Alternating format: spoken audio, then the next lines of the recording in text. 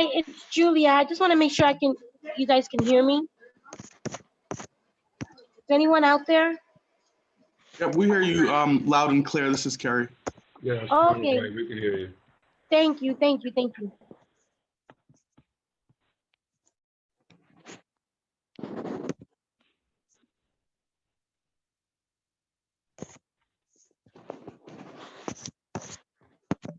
Hi, everyone.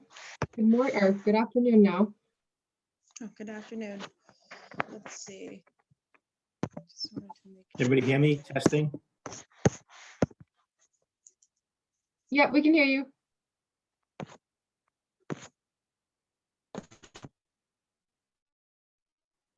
I'm just awaiting confirmation from Do It that we're live on the website, and then we'll be good to go.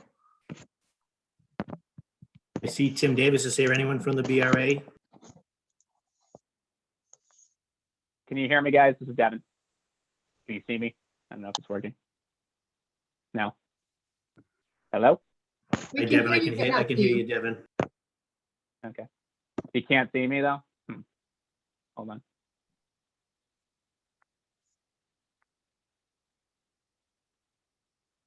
Councilor Edwards, we're ready when you are. Okay, just waiting on the, I don't know if we had any intro. I would just turn it over very likely to Councilor Woosh right after we get started. Also, I'm trying to switch from my cell phone right over to my computer, which would be a little easier.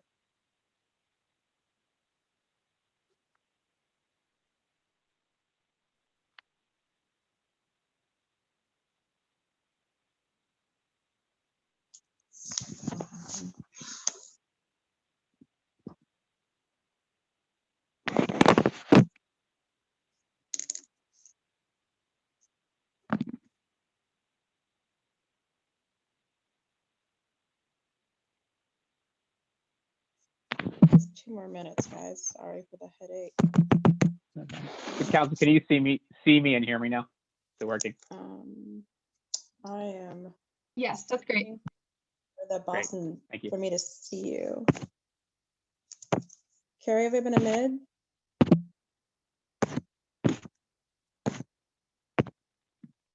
Sorry, say again.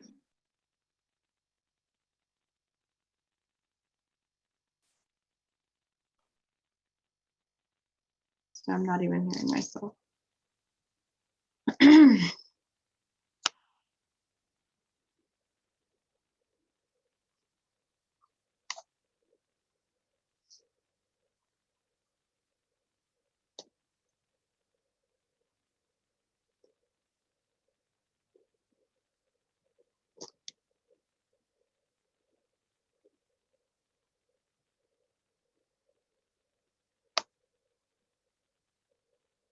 I'd be ready to start, but I'm not seeing anything. I can only hear you guys. So I'm gonna go back to my cell phone and just do it from there. And we'll start right after.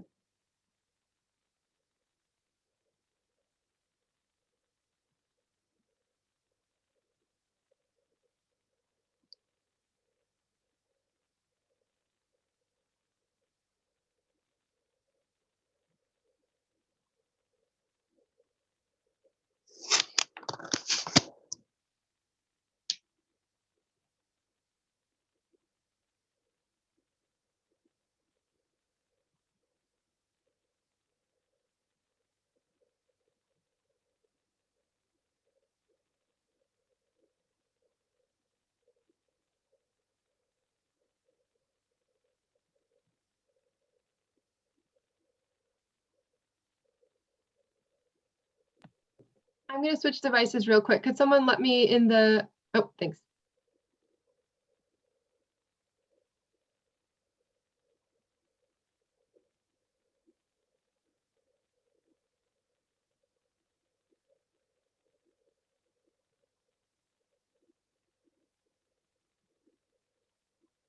Well, for whatever reason, I can't see anybody, but what I will do is go ahead and start. And then folks who want to speak during the back and forth, I will go ahead and have, or I'll look at the raised hands. For now, I'm going to go ahead and start the hearing. My name is Lydia Edwards. I am the chair of the Housing and Community Development Hearing Committee, excuse me. And I'm here with Councilor Michelle Wu, who is the lead sponsor of this hearing order on rental assistance for publicly owned or BPDA loan property. That is docket number 0167. Unfortunately, I don't have the intro marks on the many ways in which we could be watching this, so I'll wait for that. But for now, I want to go ahead and get this started while I work out these technical issues. So I'm going to turn it over to the chair of this. But before I do, we've been joined by Councilor Wu, Councilor Kenzie Bach, Councilor Ed Flynn, Councilor Julie Mejia, and Councilor Michael Flaherty. Councilor Wu. Thank you, Madam Chair. I really appreciate everyone's time, as I know we're all working on so many different things, and there's a lot coming day to day on everyone's plates. This is part of two topics that we had brought forth at a council meeting a few weeks ago about ways that the city could immediately take municipal steps to offer relief. I know on this topic in particular that many of the tenants already in city-owned and BPDA-owned buildings are receiving relief. So this is more of a public conversation to really get at the details, to share with everyone the steps that the city has taken, plans to take, and defining that scope of what is within municipal control relative to the state. We know that we've heard from many tenants, especially commercial small business tenants, that it is an incredibly difficult time all around. And so we want to do our part where the city has a little bit more control as landlord to make sure we're taking every possible step and understanding the implications that has on the city budget, BPDA budget down the line as well. Thank you very much, everyone.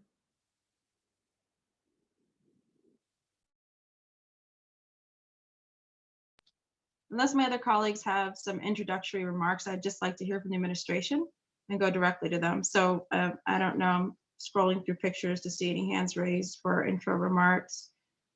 And I didn't get any hand raised. Okay, so we'll go ahead and turn it. Oh, sorry, I see you, Councilor Sorry, Sabi George is also here.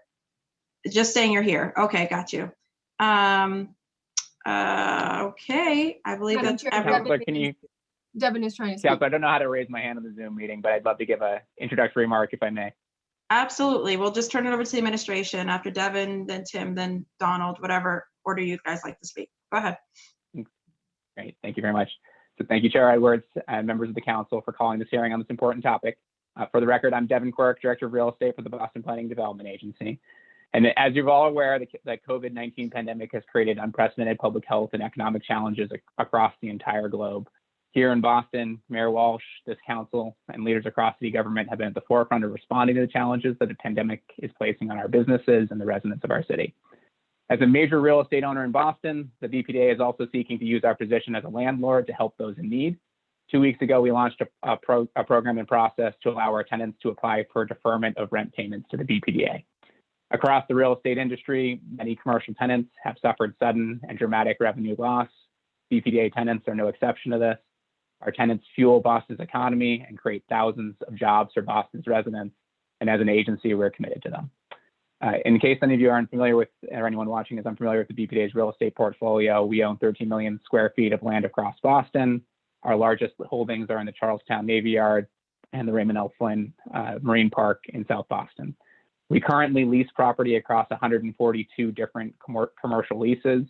The majority of our properties are ground leased, meaning that they are given to an owner for a period of 70 to 99 years. These owners often have subleases that they lease out to the building to commercial tenants. However, we also operate 3 buildings directly: the China Trade Building in Chinatown, 12 Channel, and 22 Dry Dock in the Marine Park. And across our portfolio, our tenants range from small local businesses that are very often locally owned to large multinational corporations. The sectors that they're involved in are just as varied. They include education, healthcare, arts, industrial manufacturing, retail, maritime, commercial office, research and development, and others. But no matter their size or industry, COVID-19 is placing significant stresses on our tenants, their businesses, and their employees. Therefore, the BPDA believes it is in the public interest to be able to offer immediate rent relief to those tenants in the greatest need. And we have developed an application form, as I mentioned, for tenants to fill out and request a deferment. And we've already sent it to many of our tenants. This application asks tenants to quantify their need by providing documentation of financial hardship. Each application is being reviewed by a committee of staff from our real estate, finance, and legal teams. And we believe that a needs-based rent deferment program will appropriately balance our commitment to supporting our tenants while also operating within our budgetary constraints. Evaluating requests based on needs will also allow us to prioritize assistance to the small, local, women and minority-owned businesses that need our help the most. So in conclusion, the BPDA's mission is to guide inclusive growth in our city, and our COVID-19 rent deferment program is a policy tool that allows us to support our tenants, retain jobs, and ultimately return to economic growth, hopefully in the not too distant future.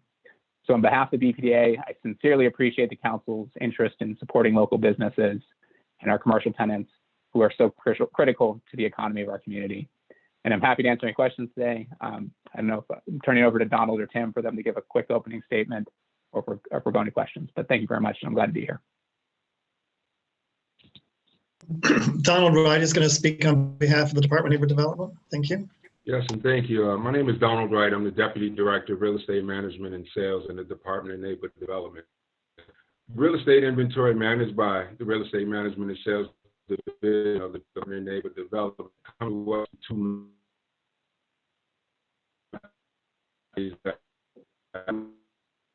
just former schools and police stations. Properties like the Burton Rogers Middle School in Hyde Park is one such property. It's scheduled to become our first LGBT properties are also about the vast majority of by commercial entities. Our licensees are a mix of small contractors, real estate developers, and nonprofits. We will not be evicting or moving any of our licensees from D&D properties during this stop order. When a request comes in, we will make an immediate decision to defer payments with the only requirement is to continue to carry liability insurance. To date, we have not had one request related to the current pandemic. And please know that the Department of Neighborhood Development is committed to doing what we can to help business as stewards of these properties. And I'm here to answer any questions that you might have.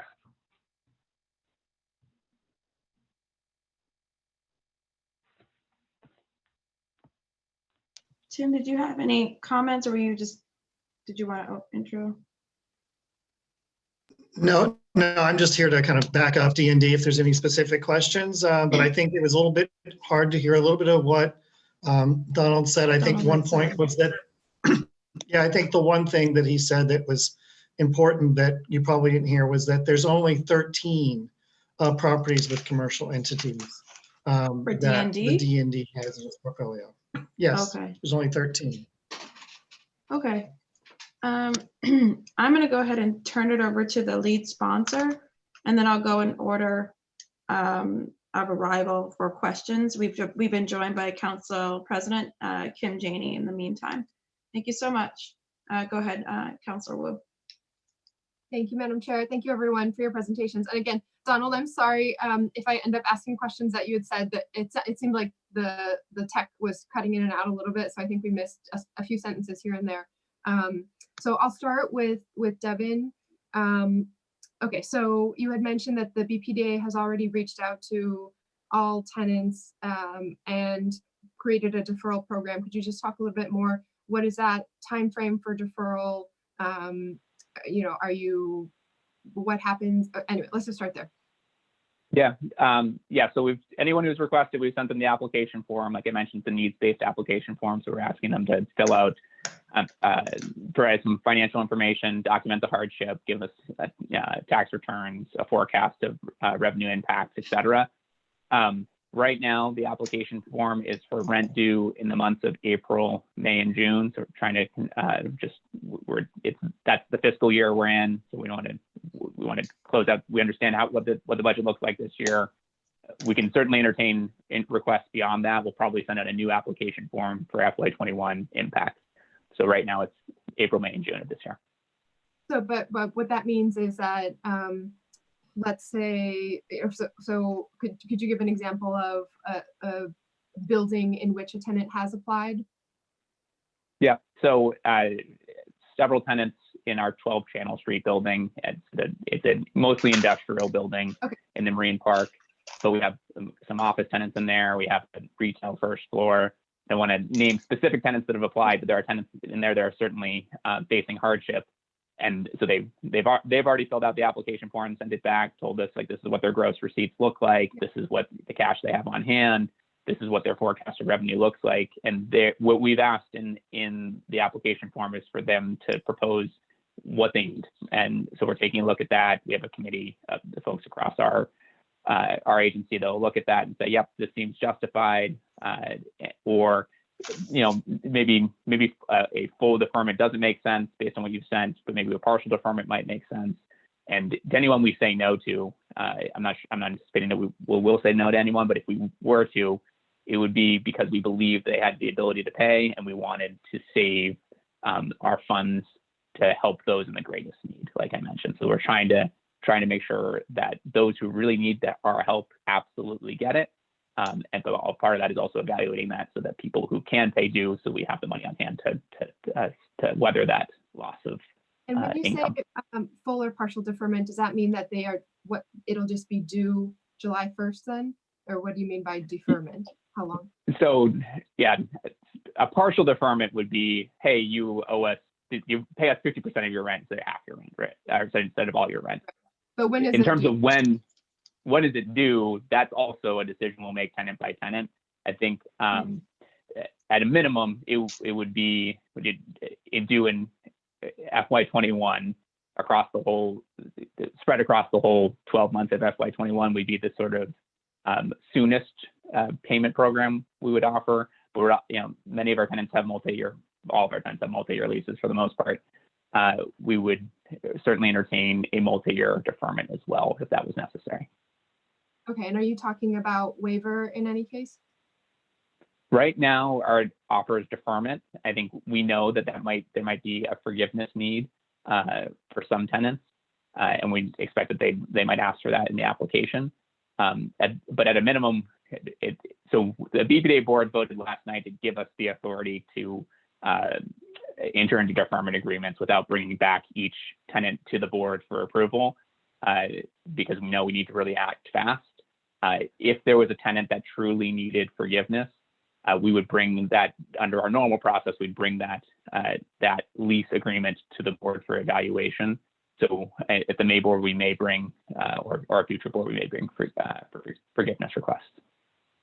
And then just on the outreach side, have you proactively you've been affirmatively been in contact with each of the tenants, so everybody knows about the program and how to potentially. So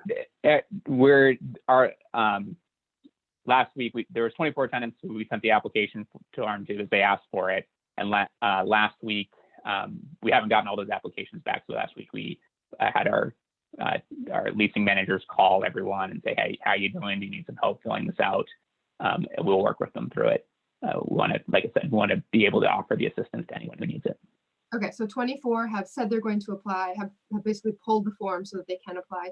How many total tenants are there? You mentioned square footage, but there's 140. We have 142 leases. Some of them similar tenants, right? And then might lease multiple spaces, but 142 different leases. Does that number include leases like at Faneuil Hall where there's someone else operating and then they've subleased to a bunch of folks? That would be, yes, that would be one lease, right? Okay. We lease Faneuil Hall to one entity. Okay, so potentially, I guess I'm just trying to, and Madam Chair, just cut me off and I'll come back for a next round because I don't want to take up all the time. But just trying to understand kind of the eventual impact, how many tenants, subtenants, sub-subtenants, eventually how many groups, entities, organizations, businesses are there in BPDA owned buildings altogether?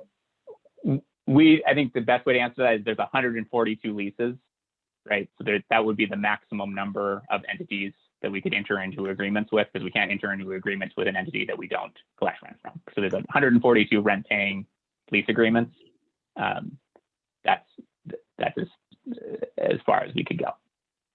But if some of them, okay, go ahead. Counselor Wu, can we, I'm wondering if I can go ahead and go to somebody else, or if you want to wrap this last one up, and then we'll go on. Yeah.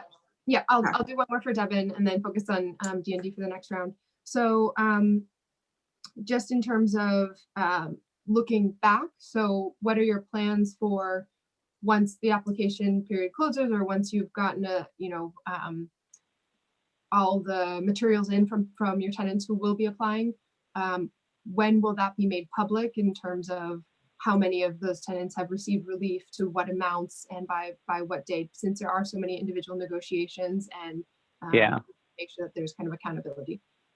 Yeah, great question, Counselor. I don't really have a firm answer on that because we're still like in the middle of this. We didn't set a deadline on the application, but we said, we know you're in need, get us back your application as soon as possible, and we'll evaluate it and we'll get back to you as soon as possible. But we didn't say must be in by this time and we'll give you a decision by this time. I think we want to act swiftly to help these businesses. Okay, well, maybe then from me, then it's more of a request. If you could just share with the council as soon as you feel that there's kind of been critical mass of what types of decisions have been made and what the details are. Obviously protecting personal information as much as you can, but curious to know what size of businesses have gotten what amount, full, partial to what extent, and then deferments until what date. Great. Yeah, I'd be happy to share. Thank you. Thank you, Counselor Wu. I was going to just follow up real quick with some questions, and then I will turn it over to, I believe, Counselor Bach was next. Just to follow up on the amount of leases that we have, and this is for both DND and for BPDA. How many of the leases are commercial versus residential leases? So You don't have to be exact, so percentage wise. Is it like 50-50? Is it, No, it's so I guess I would actually classify all of the BPDA's leases as commercial leases, because we do not lease any property directly to an individual that lives there.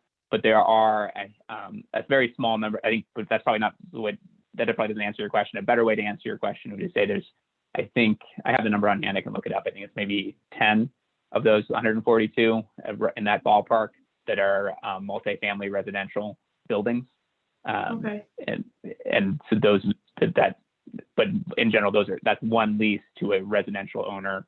The vast majority of those are rental. And Donald, you're on mute. You can unmute yourself.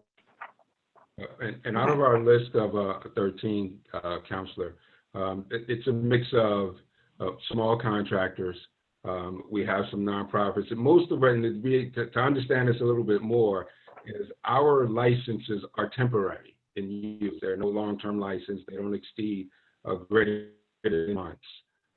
So our communities are the small contractors are doing business in the rest of the city. Yes, these are short-term contracts only. And I think the important thing for D&D to point out is that we do not hold these properties as generating properties because these are mostly tax foreclosed properties, and the goal is to eventually come back out for development. Right. And I'm sorry, I want to be clear why I'm asking this question, so that might direct some of your answers. I'm asking this question based off of the very likely law that's going to be passed at the State House that provides certain protections for commercial versus residential properties. Now, excuse me, in as much as you're the mortgage holder or the actual owner, in some cases, you have some obligations that you have to give in addition to what you're already giving. And I'm just curious how you balanced or looked at that law that's likely to come out. You won't be able to evict residential. You also won't be able to foreclose. You can't even do a notice to quit. And it's great that you guys are already of that mindset before the law. Other things that you can't do, or what I was curious about, is in the law, especially, they define small businesses, right? as a commercial entity, they've narrowed that class of individuals, can't be multinational, can't be multi-state, can't have more than 150 employees. So they have certain levels of rights. You cannot, you can file a notice to quit, but you can't ultimately pull the trigger.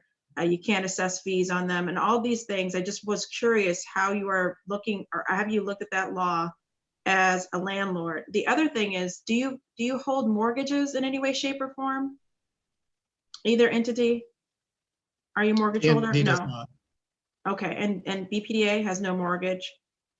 Okay. No. So, and that includes, and this is where my confusion is, you don't have a mortgage at the Navy Yard, but if someone sells their property, they pay a percentage back to DND or to BPDA, right? Devin? Yes, that's a transaction. Yeah, there's transaction rent in their deed. Yes. Okay, In some- okay. in So they some just have leases, deed restricted properties. They own them outright. So there's two different categories there. There's property that we once owned that we sold, and then that has a land disposition agreement on it, and that says that there's a transaction fee when the property changes hands. And then there are some leases that also say when a property changes hands, the BPDA will receive a transaction payment. Okay, so to pull it out of just my district's issues, in both, I guess the big overarching question was, are you looking at the new law that's going to pass and the rights that come down from the State House and how they will apply or not apply to your properties as lessors? Yeah, I can't say that we will absolutely become very familiar with the law. I've heard a little bit about it, and I think it's a work in progress. We will absolutely comply with it, and I think we'd love to do more than the bare minimum, go well above and beyond. I think it's important to understand, though, that when it comes to residential property, we aren't the residential landlord, right? There's a couple of cases where there's a ground lease to a residential owner. That owner of the ground lease then leases the units to residents to live in. It's that owner where the law that you're speaking to around residential rights, they will be responsible for upholding that. And as a ground lease owner, we'll do whatever we can to use our ground lease to enforce that too. But I just want to clarify that our tenants are not people living in buildings. It's the owner of the residential building that is our tenant. And so I guess, and I'm going to probably stay on the BPDA because, as I understand, with DND, these are already foreclosed properties. These are already properties that have. So technically, the law wouldn't apply to them. So I'm going to just go back to the BPDA and continue on the question. So if, but of your commercial tenants, do any of them qualify as a small business under this law? They are not multinational, not multi-state, and have less than 150 full-time employees. Yeah. So with the new law, we have some that are the latter, and some that are not. We absolutely have small businesses that are tenants, and then we absolutely have multinational corporations that are tenants too. Okay, and so I know that you will do more than what the law. we know that you will rise to the occasion, right? In terms of the rights, not only in the law, but also. Okay. All right, I'm going to turn it over to my Councillor Bach and then Councillor Flynn. Thank you, Madam Chair. Devin, just for you, a question. I know we're looking forward to having the BPDA to meet with the Ways and Means Committee at the end of May. But I just wanted to ask, sort of, as we talk about these leases where your tenants are going to need some forbearance, what the sort of portion of the BPDA annual operating budget is that's underwritten by these kinds of leases that are now vulnerable? Yeah, it's a really good question and a very important one for us to understand as we've been crafting this. 70% of our operating budget, 70% of our overall budget is funded by our real estate income. The remaining 30% are grants. And so we are largely funded by these leases and income associated with the owning property. So if we were in a situation where we had to give forgiveness to all 142 tenants, the BPDA would be in a serious financial hardship. I think we're evaluating. That's another reason why it's really important for us to be needs-based, right? Because we need to make sure that we're giving assistance to the tenants that need it the most, but staying within our budget. Mhm. And of that 70%, that's sort of real estate real estate based, what portion of that is are these commercial leases versus the like transaction fee that's attached? The percentage at the top of my head, but it's more than about 50% are these. 50% of the overall budget are these commercial leases. We also get parking revenue. We also get transaction fees, like you mentioned. Right. Okay. And I would expect that potentially both the parking revenue and the transaction fees would also be down as long as the economic slowdown sort of in operation, just because there's not. Absolutely. Yeah, those are very, very sensitive. Yeah, you're absolutely right. Okay. All right. Great. Thank you. I just wanted to understand that a bit better. So thanks. Those are all my questions, Madam Chair. Thank you. We have Councillor Flynn and then Councillor Mejia. Thank you, Councillor Edwards. And thank you, Councillor Wu. Thank you, Devin, and to Donald and to Tim. Thank you for being here and for testifying. Devin, I just wanted to follow up on a couple of questions. The 142 leases, does that include subleasing? No, it does not, Councillor. Those are only leases where the BPDA is the leasing to a tenant. So if a tenant is subleasing to another tenant, how would that tenant collect the money, or what type of interaction are you having with that tenant so that they can work with their tenants, I guess? Subtenants. Yeah. It depends. It's a great question, Councillor. It's a hard question to answer generally because it really depends on the lease agreement, right?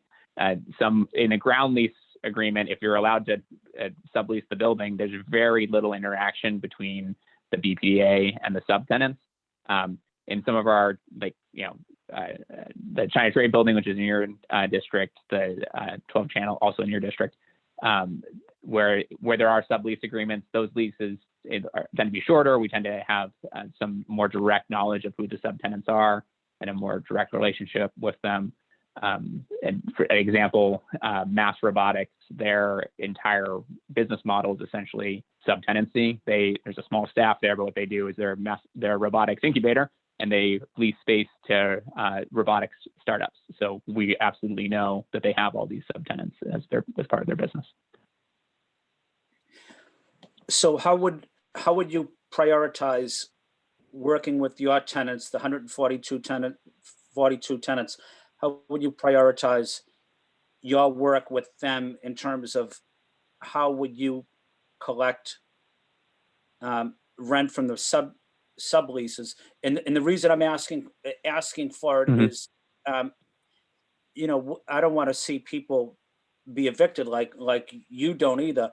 But how can we work with the 142 tenants so that they can provide the necessary technical assistance to their tenants so that they can also be successful? It's not about evicting anybody, but it's making sure that they get the right, accurate information. Women-owned company, our own company.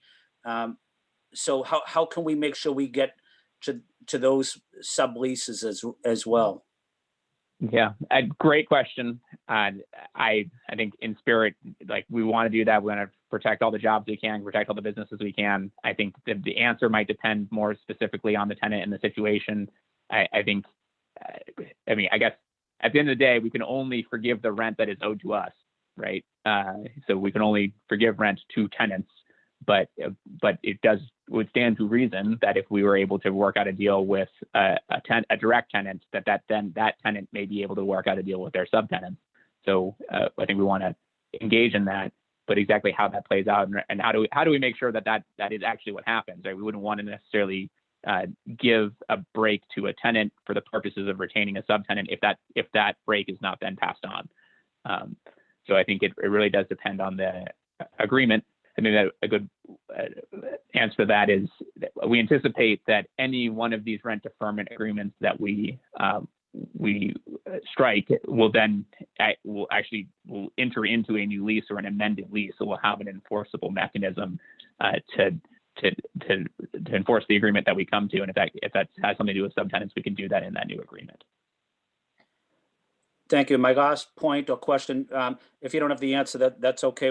You can forward it to me later. But with the 142 leases, the subleases, are we talking several hundred of those? 400, 500? Is it that many sublease agreements we have? Or Again, the sub-releases aren't with us, so we wouldn't. I don't really have that data, or I don't think I can. I mean, we could maybe try to find a way to figure it out, but the sublease agreement is an agreement between our tenant and their tenants. It's not with us, so it's hard for us to know exactly how many. Like they're and it's different buildings have different business models. So some buildings may have 0 subtenants, and some buildings that may be what it is, right?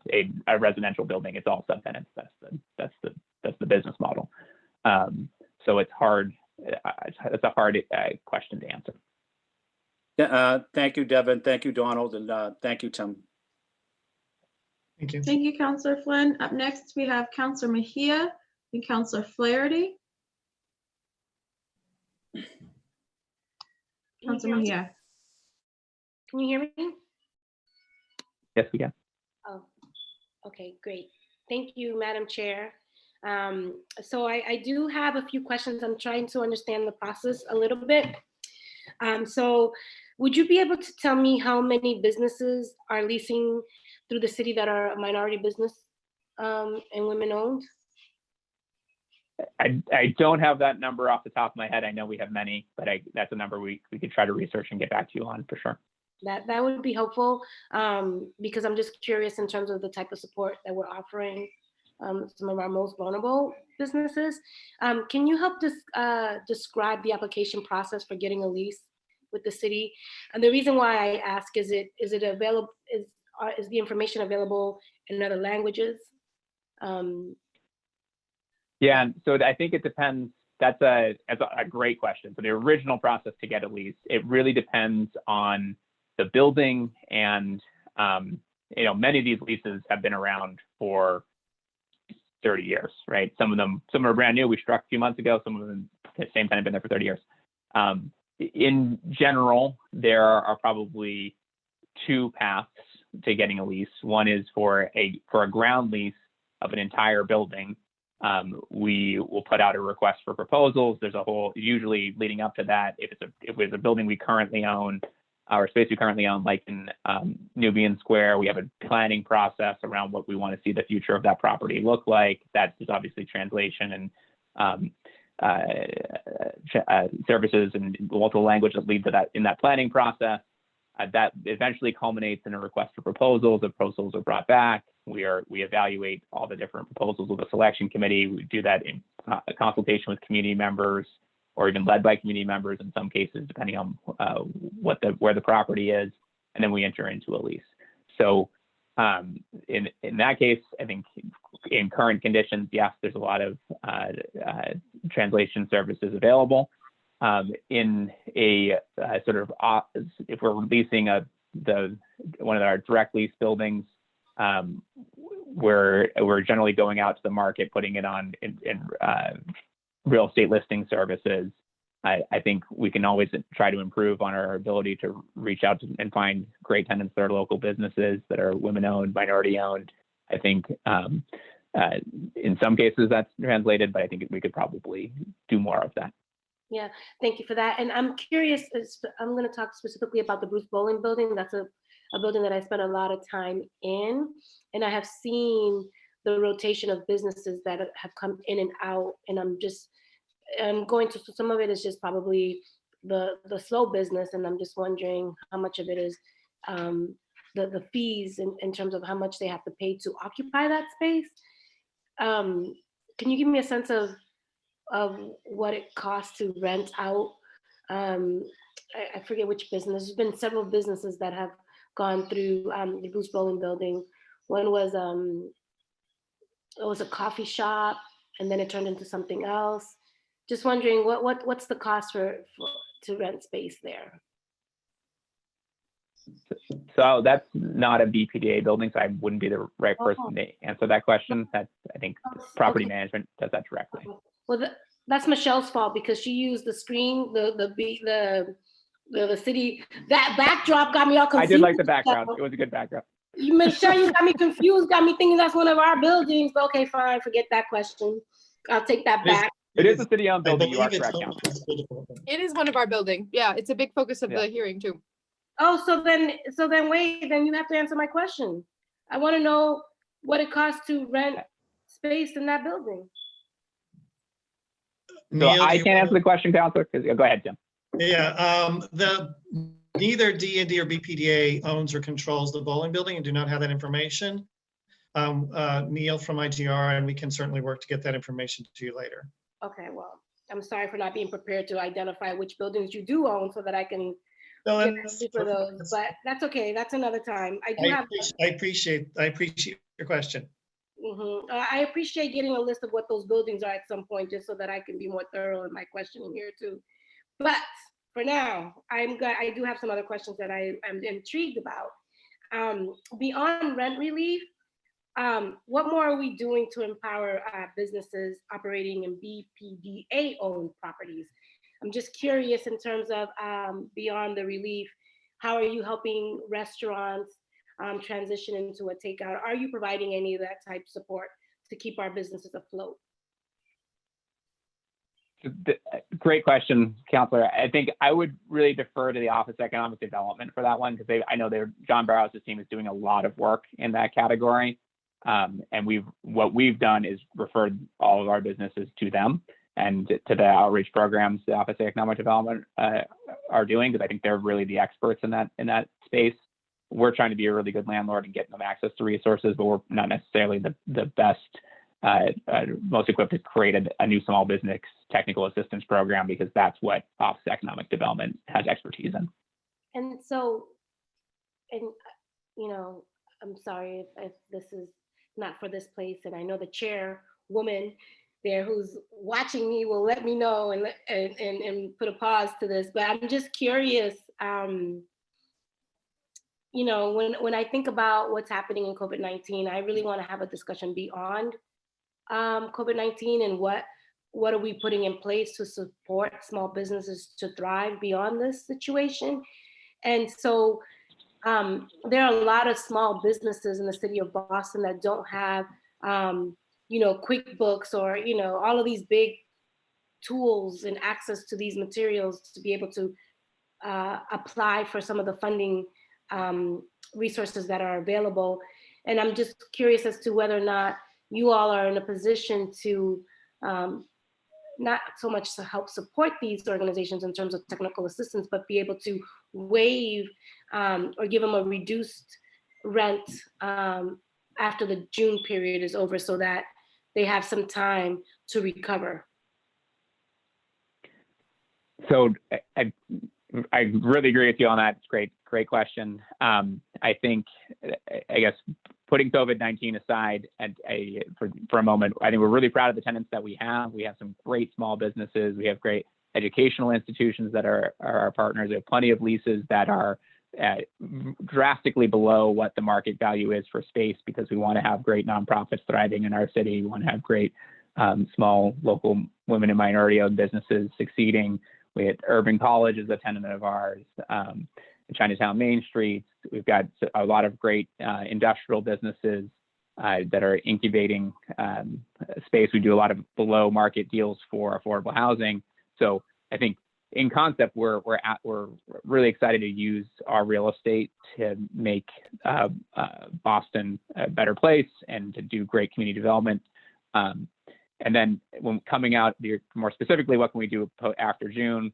Well, right now our application form is for April, May, and June, because we want to get back to people quickly, and we know what our budget looks like for the remainder of this year. I think that as Councilor Bach brought up, we are reliant on our revenue from our real estate to keep the BPDA in operation. We receive no tax dollars, as this council knows well. So we have to be financially stable. So that what we can do beyond June, I think, really depends on what the economic picture looks like.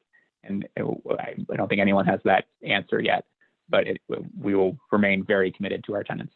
Thank you. And one last thing is that I agree with my Maybe colleagues. the last one. Mhm.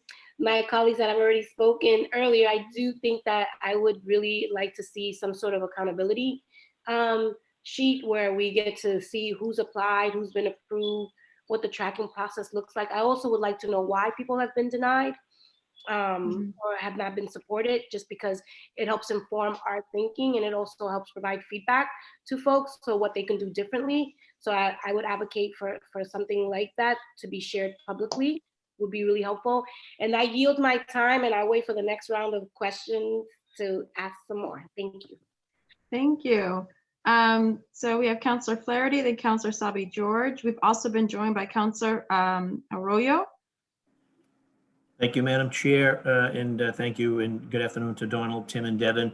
Madam Chair, Flynn ate his Wheaties today. He's been on his game on all the calls that we've had today. So I want to just dive down a little bit more on some of the stuff that Councilor Flynn mentioned.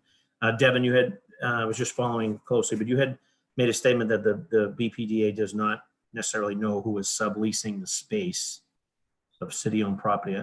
Is that, did you mean to say that? Was that accurate? I think it depends on the sublease agreement, right? Whether the tenant is required to notify us of the sublease. So, you know, a building that we're actively managing, like 12 Channel, we absolutely know who every subtenant is. A ground leased development that is basically, the BPDA has no active ownership role. We only have a ground lease with, and we theoretically could regain ownership in 99 years from where that lease was struck. We're not in a position to know, for example, in a residential building, who the tenants are, in a commercial building, who all the tenants are. We try to keep track of that information, try to keep track of what's going on in our properties. But I think I was speaking honestly and saying that we do not comprehensively know that. There is not a system or a requirement for the tenants to provide that information to us unless it's a condition in their lease. And so based on that and based on how ground leases work, and the goal here is to help small businesses, wouldn't it make sense to, if the BPDA could provide the rent relief directly to their tenants or our tenants, if you will, on the condition that it goes to the needs of the subtenant? You know, so I could make an argument that, you know, particularly if you think about Ray Flynn Marine Industrial Park, and you think of, you know, we get some of our best employers are down there employing thousands of folks, and there's some heavy hitters down there that haven't missed a beat given the demands on whether it's their products or moving freight, et cetera. So, you know, they're not missing a meal. However, a lot of those subtenants are. And one would naturally, you'd kind of gloss over the tenant and say, well, they're all set, they're crushing it, but their subtenants are not. And if we don't know who those subtenants are based on the ground lease in your scenario, then we ought to have a program, and we ought to be reaching out to the landlords to inquire, or should reach out to the tenants and inquire about their subtenants, or provide a forum for the subtenants to deal directly with you.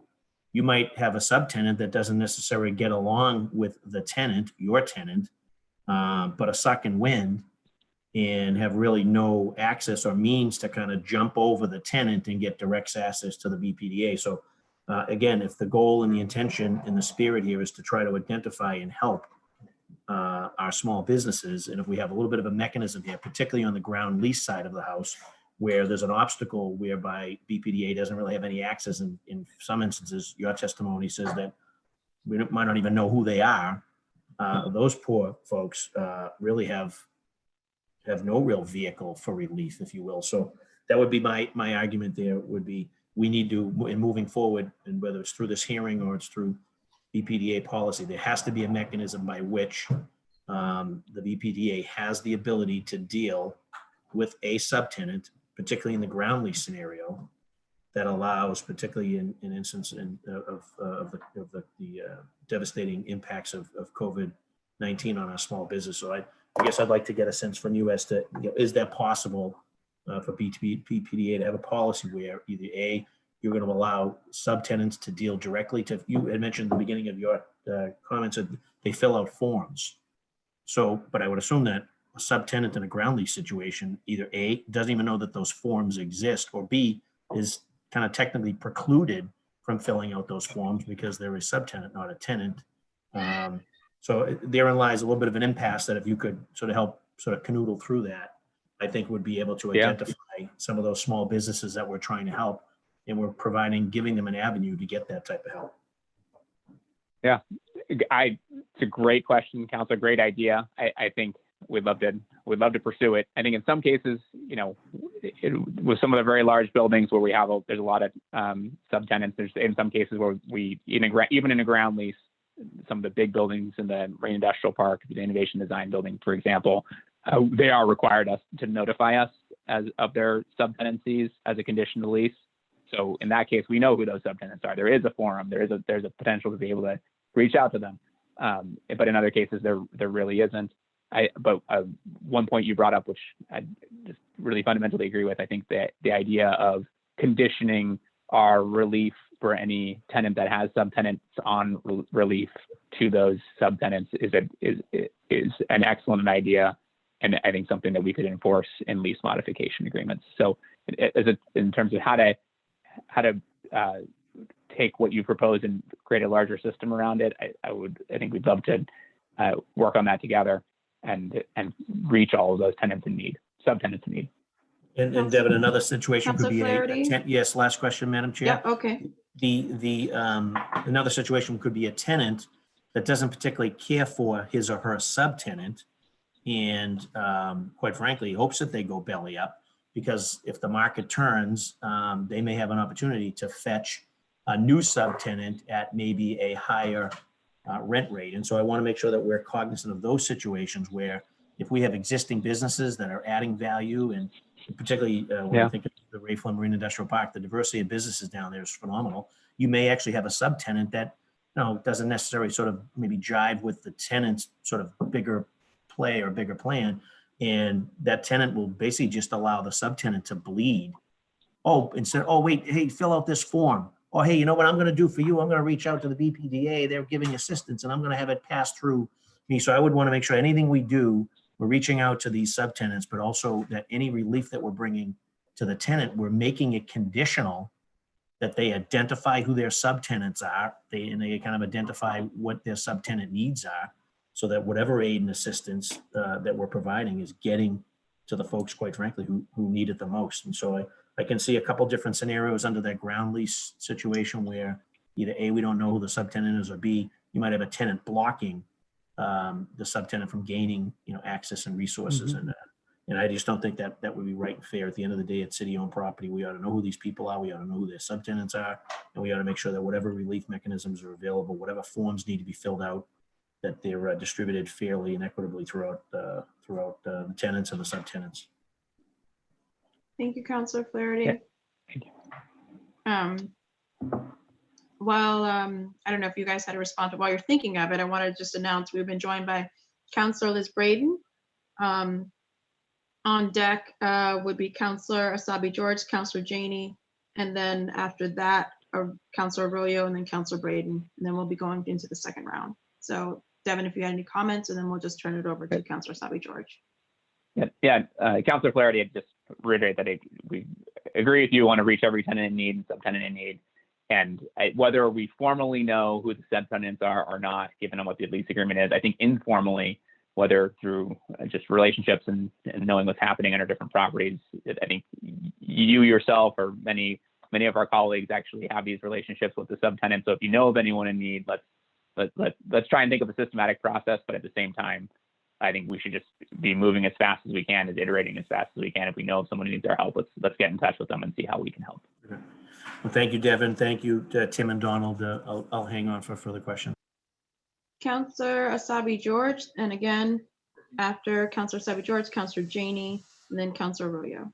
Thank you. I appreciate the thoroughness of my colleagues' questions. It's been really informative to me. And I tuned in less to ask certain specific questions, but more to just understand this and the needs of our business owners and particularly the BPDA property. So I don't have any questions. I'm going to continue to listen and continue to learn. And thank you all for being here. Thank you to the chair for her effort today and for really the thoroughness and thoughtfulness of my colleagues' questions. Thank you all. Be well. Thank you, Counselor Asabi George. Counselor Janey, then Counselor Arroyo, finishing with Counselor Braden with the first round. Thank you so much, Madam Chair, and a big shout out to the maker for this. I too have some questions around bowling building in my district. And so while I know you guys can't answer as you're doing the data dive, I'd like to put this on the table. I'm really interested in knowing the full history since 2015, what the rents have been for each of the businesses, how many of them have had reductions versus paying market rent, what the market rent would have been over that period of time and what folks were paying. And I'd like to know it by total rent as well as square footage. So what the total monthly was plus what it was by square feet. If you could on that, in terms of just the overall very important conversation about how we provide relief to folks, I want to just remind us all that this is a problem pre-COVID. This issue around commercial rental relief for small businesses, particularly in some of the commercial districts that need a little bit more support.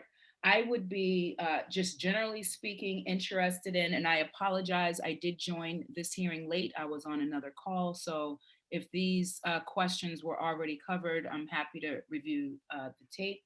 But I'm interested in how much money the city is collecting overall in rents and how many rental spaces there are. How many of those businesses are getting some sort of reduction? And of those getting a reduction, how many of those are MBEs, minority owned businesses? And then what those amounts are in terms of dollar amounts. If we were to offer additional relief, I'd like to get a sense of how much we could do before we really started feeling, I mean, I know there are trade-offs. So if there's less money coming in, certainly that means something else doesn't get funded or something has to move around. But I'd be interested in what folks on this call, and I appreciate you all for being here, think how far we could go if we wanted to offer like some sort of reduction for the properties that we control in the city. Like, is a 20% reduction, does that feel right? Is it something staggered, like based on need, based on trying to do more to level the playing field around small business and the economy when it comes to Black and brown business, immigrant business, women-owned business, local business.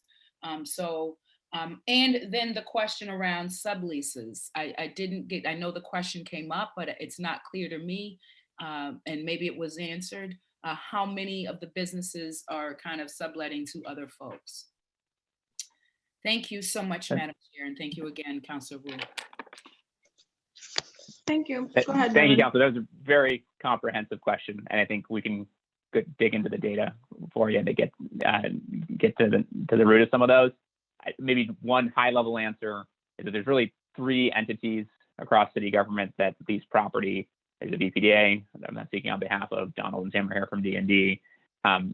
Property management does lease some space in municipal buildings, and they weren't able to join today. They are the representative of the bowling building. So we do not have the appropriate department here to answer bowling building questions, but everyone else we do.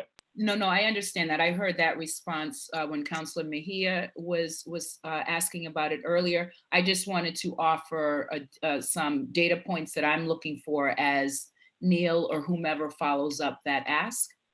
So if you could just focus on the other questions that I asked, the bowling questions, I know I'll get later. Yeah. So it's a very detailed question. I think we'd want to follow up with a very detailed response, but to give you a sort of high level answer, I said in the introductory remarks, I wanted to convey that our rent relief program for BPDA properties is needs-based. So we have an application form. Tenants can fill out that application form, and we send it to many of them to fill out. The reason why it's needs-based, I think, speaks directly to your question, because we only have so much funding that we're able to forego. We want to make sure we prioritize those in the greatest need, and specifically those women, minority-owned, locally owned businesses that probably need our help the most. And so that is why we've taken this approach. Other landlords might just take a straight, like, oh, 10%, everyone gets a 10% break approach. So we didn't think that was the appropriate public value approach to providing assistance on BPDA properties, because we want to achieve the policy objectives that I think your question suggests that we share those values across city government. So that's a high level answer. I'm happy to dig down deeper on any piece of that if you wanted me to. Yes, and I'm aware that my time may be running out, but I am interested in specifics. So when I was asking those questions around how much rent was collected, how many, who's getting, how many are getting the rent reduction, I know that you said it was needs-based. All of those questions, I was hoping for specific numbers. Those questions were not necessarily related to the bowling building. Got it. So, just to those. Help me make sure I get at all your questions. We have 142 tenants across BPDA properties. And some of this we covered in previous questions, maybe perhaps before you were able to join. Yep. Councilor Bach asked a question about our budget. 70% of our funding comes from our real estate, the BPDA. The other 30% is grants. We collect, you probably know, no tax dollars from the city. We are not on the city's budget. So all of our funding has to come from our own organization, from our real estate deals. Or 70% comes from our real estate deals. So that gives you a understanding of how much we have to give. Right now, the application form that we've sent out allows for tenants to ask for deferments on April, May, or June rent payments. I think we certainly suspect that relief may need to go beyond that, but that's the sort of close of this fiscal year. We'd likely send out a new application for next fiscal year rent deferments. And there's a committee of staff across the BPDA. They're looking at each application to determine the need based on what the tenants asked for. And we'll work out with them what the deferment actually looks like. Would they repay us back next fiscal year? Would they have a multi-year repayment plan? What's the actual deferment terms? We likely craft those with each tenant based on their needs. Thank you. I will wait for the next round for follow-up. Thank you, Madam Chair. Thank you, Councilor Janey. Councilor Arroyo, if still here, and the next followed by Councilor Braden.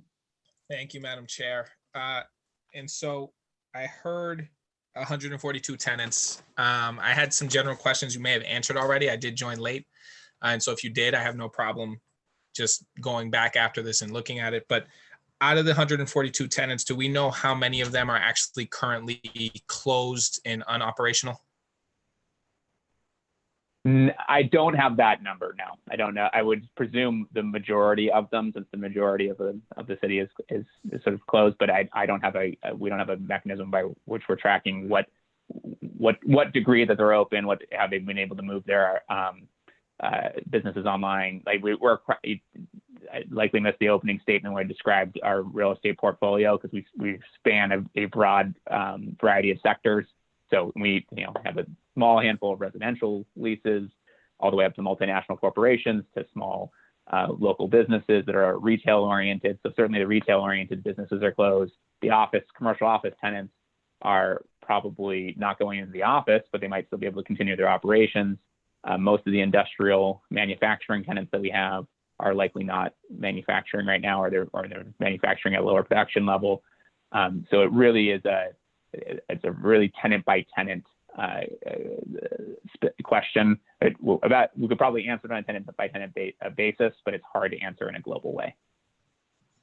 So you couldn't say we have 142 tenants and 30% of them are not operational right now? Like that wouldn't be something you could be able to do? No, I think that'd be a very hard lift to answer that question that way.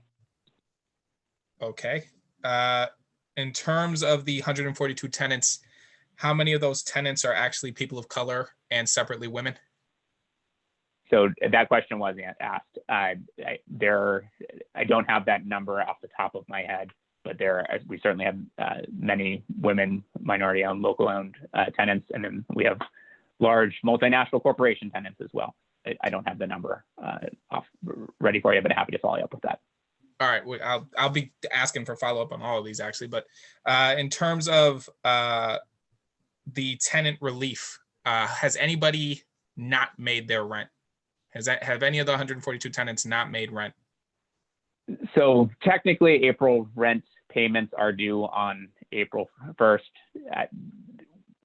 Realistically, there's always, logistical challenges in sending checks to the mail. I know that we don't get concerned if we don't get the rent in the first 30 days. That's sort of like normal course of business.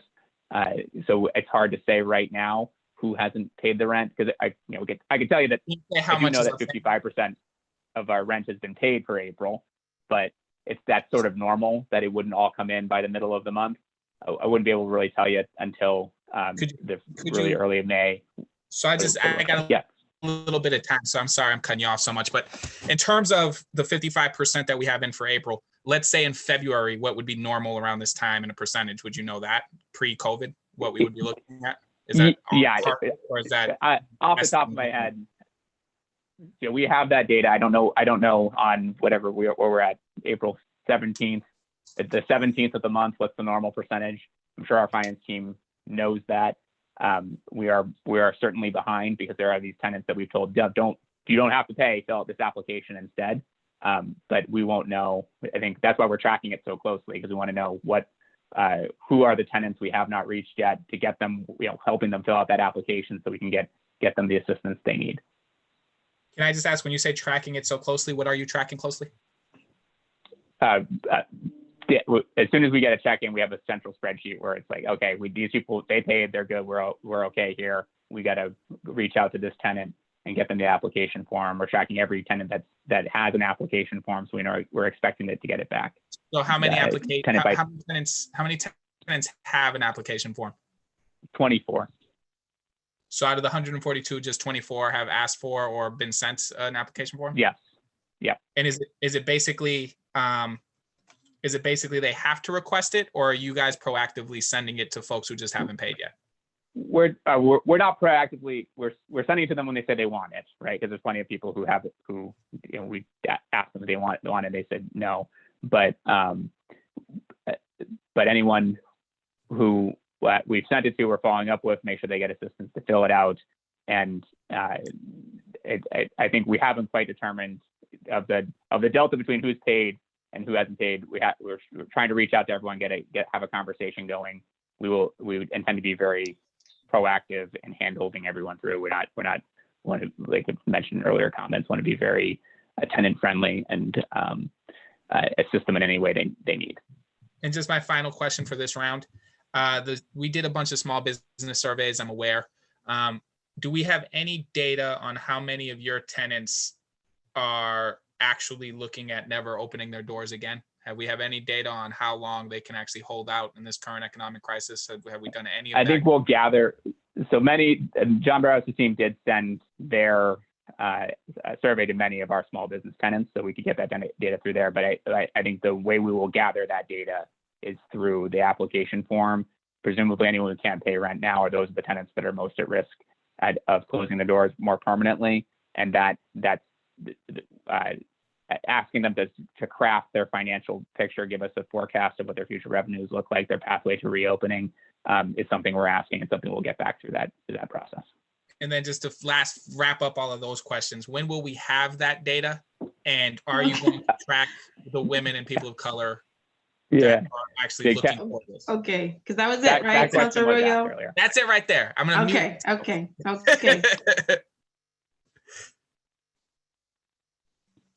Sorry, that question was actually already asked, but happy to reiterate. If it was already asked, don't worry about it. Thank you. Okay, thank you. So Counselor Braden, and then we're going to start our second round with Counselor Wu after that. Counselor Braden? I don't know if she's, yes, it's still, you need to unmute yourself.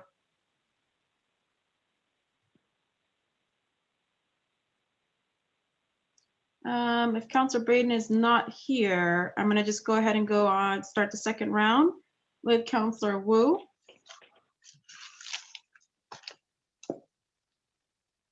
Okay, thank you everyone again, and this has been really helpful. Again, I know everyone has a lot going on right now.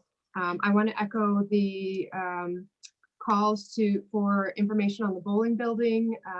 As you can see, this has been what I've been thinking, what has been front of mind for me in this topic. Particularly, we were hearing from several of the small businesses there. So I know you all aren't directly responsible, but does anyone even have a sense of, are the same types of conversations and deferral or waiver programs being considered for that building?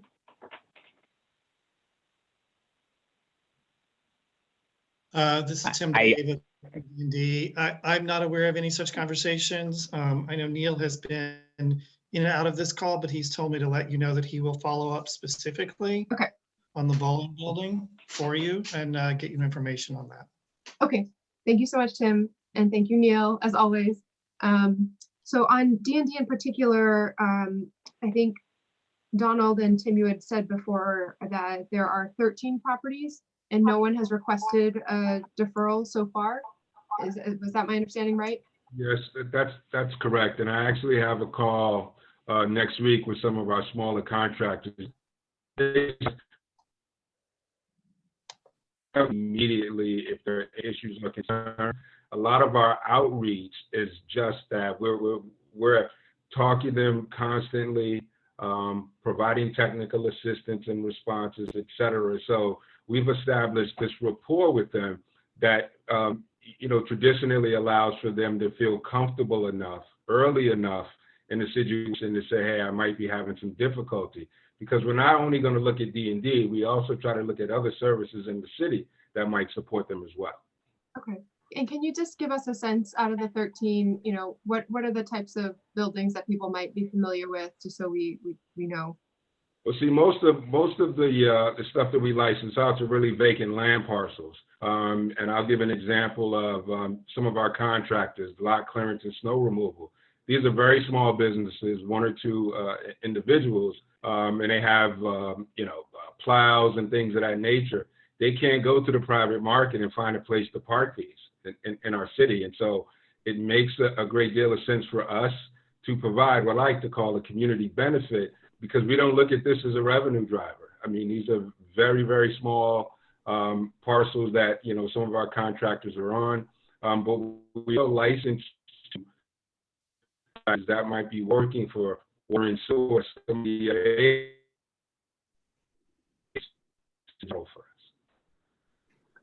Sorry, Donald, I'm sorry to make you go back. You're cut out just a bit, at least in I don't know if it's my internet or what's happening. Out of the 13, do you have any that are kind of more traditional brick and mortar small businesses, for example? I'm looking at my list now. Not really. Most of them are landscape contractor. I want to say, didn't need a brick and mortar, so to speak, more so than he needs a place to stay his vehicles, his snow equipment, his lot clearance equipment. Okay. I would say, just to add a little context to that, out of that 13, the MBE, WBE are Boston-based contractors. Wait, sorry, can you say that part again? Out of the 13? Yep, so out of the 13, 6 are MBE, WBE, or Boston-based contractors. Okay, great. Okay, and are there other, so I guess across all of the expertise here from the administration, are there other categories of places where the city or BPDA could immediately take action without the state, besides these 142 leases and all the tenants and subtenants represented there, these 13 properties and the various businesses that are there? What are we in the bowling building? What else are we not including that's not immediately within what we just talked about?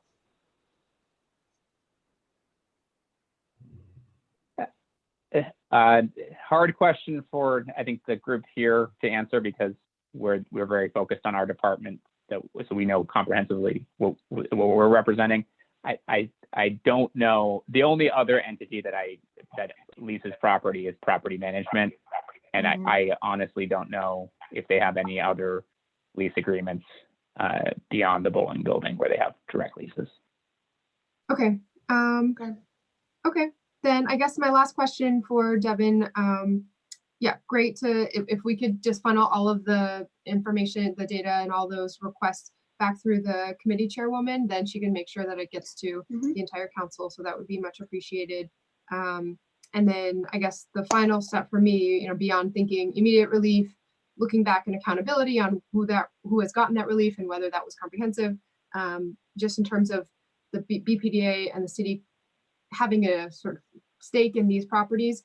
Are you putting any requirements on how these businesses will conduct business going forward, whether it's certain public safety requirements, temperature checks, or anything like that? So great question, Councilor. I think we're really reliant on the governor and the mayor to be issuing a guidance to businesses across the city, and then following that guidance and ensuring our tenants where appropriate follow that guidance. Happy to, beyond that, as we're all sort of in this together thinking about what next steps are. So I think we'd love to have further feedback about what additional steps we could be taking, because I think we'd love to do them. And then on your point about follow-up, I do want to make sure, well, we're committed to giving you everything that you've asked for. I do want to make sure we check in with just legal counsel, just to make sure we're not, there's any privacy implications there before we hand over any intimate details of a business in hardship. I suspect that's all public record and we can hand it over, but I just wanted to say on the record that we'll check that first, and then we'll get back to you. And we'll certainly talk to Neil about getting back to you on the question of what was not represented here today. Okay, and sorry, not to pull in Arroyo. Counselor Wu. Counselor Wu. Okay. My last thing is, Devin, who is making the decisions at the BPDA in terms of what amount of relief? Is that you, or is that someone else? So the way we've structured it is we have a committee. We've had this committee that makes our decisions on our real estate. It's called our leasing committee. It's representatives of finance, the real estate department, my department, and our legal department. Will bring the applications to that committee, and we'll come up with a recommendation. At the end of the day, the decision-making authority of the BPDA is the BPDA board. In this case, the BPDA board voted last night to delegate that authority to the director. So it's ultimately the director's decision on what lease agreements we will enter into. Okay, thank you. I'm next, but in terms of director, you mean Director Golden? Yes. He'll make the ultimate decision as to who gets relief. Yes. Okay. And just wanted to echo my colleagues' call for the BPDA to be the best landlord that it can be. Recently, we just gave out checks to, or we're starting to give out checks to private landlords to assure that they give rent relief to the tenants. And I think one of the issues that some of us had is that there was no assurance, that they were going to actually give relief to the tenants in terms of assuring that they wouldn't raise their rents, that the landlords wouldn't evict those tenants. I think in the second round, there might be certain things that we're talking about, hopefully some additional guidelines. But in the first round, those, for what we can tell so far, they have or have not. And so if the city's looking at advancing some strings with the money it's going to give, then I would just hope the BPDA also thinks about what strings it can be attaching to the relief it's going to give to any of the tenants. Especially in as much as they have subtenants, and we're looking at a lot of folks in Faneuil Hall who really do need that rent relief. I would hate to think that in this time of extreme need, there's a direct tenant under the BPDA who's being a bad actor, who's evicting, who's doing a lot of bad things. And as you said, while he or she or that entity may not be evicted by the BPDA, they absolutely could be in the middle of evicting everybody they want to, raising their rents and doing horrible things. So I just want to echo my colleagues call, to know who they are and to demand more of them if we have a contract with them.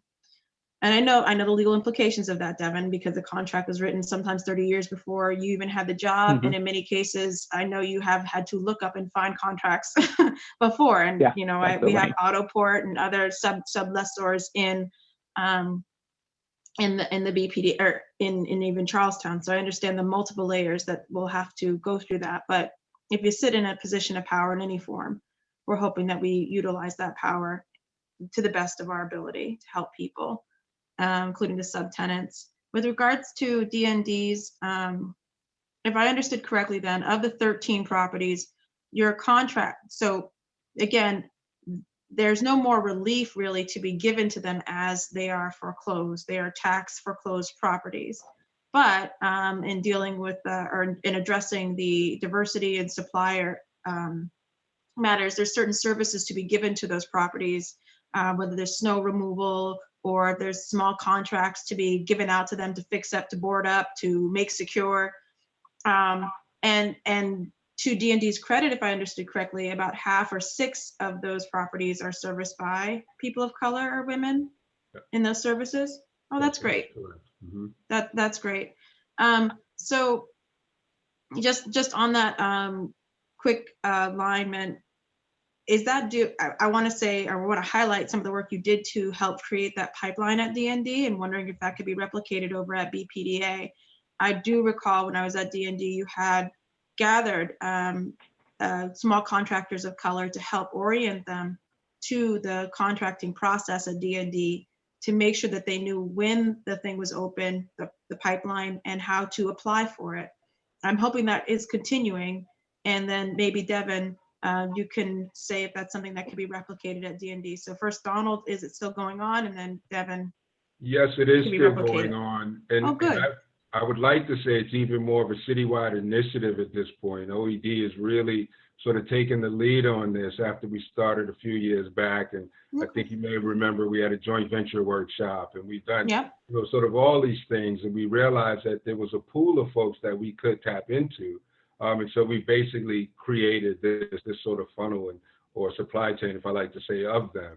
And so it's working for us. We're just a small sample size of this in this larger entity, but I believe it's something that the BPDA might be doing and could be replicated as well.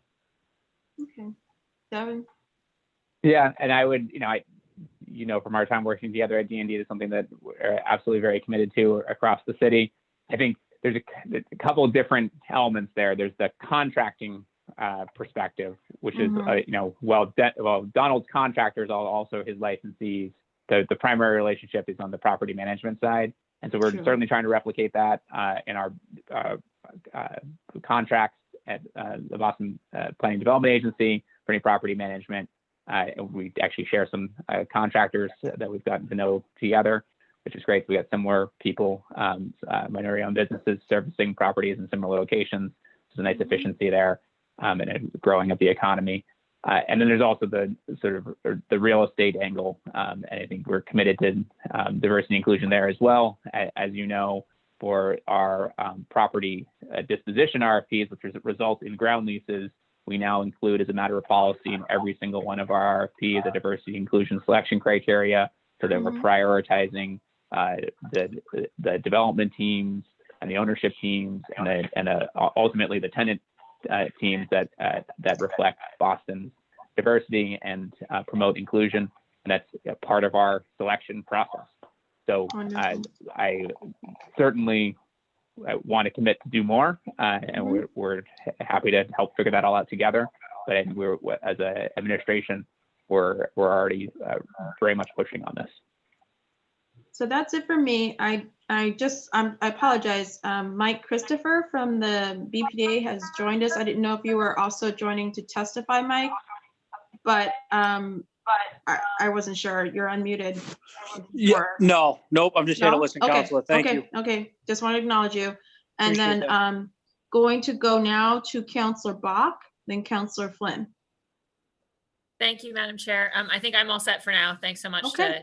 Tim and Devin and Donald for testifying today. Thank you. Counselor Counselor. Flynn, then Counselor Mejia. Counselor Flynn? You may have stepped away for a little bit. We'll just keep going back. Oh, I see. Counselor, you'll certainly go next, but I just want to acknowledge if Counselor Braden joined us, we had to skip her last time. Counselor Braden, are you there? Counselor Braden?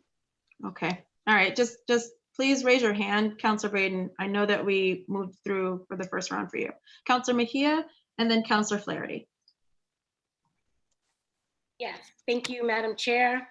And thank you, Donald, Devin, and Tim for answering our questions. I do have a follow-up in regards to Councilor Arroyo's question about how many people have applied versus how many properties we have. It seems like that's a very low number of applicants considering the signs of the times. And I'm just wondering if you could help me understand why that is. Yeah, and it's a great question. I can see why it comes across that way. I think one of the reasons is we have 142 different leases. Some of those are with the same entities, right? So that, Verizon has, I want to say 8 different lease agreements for different property infrastructure. No, and they're not the type of tenants that's going to come in for a rent relief right now, right? Versus the retail tenants, we have about ballpark 40 to 50 direct commercial leases. Those are the ones that I think when you're thinking of classic landlord-tenant relationship, those are the ones you would most expect to come in for relief. And most of the 24 are of them, of that type, although we do have a couple of ground lease tenants that are sort of sole use ground lease tenants. They're like an industrial business that only manufactures one thing, and that's what the ground lease is for. So a couple of those is come in as well. So there's, when I say the number 142, it's sort of it's the fact that only 24 of them are now filling out this application seems like a small number, but it's really in conveying all the different types of uses of BPDA property and the number of ground leases.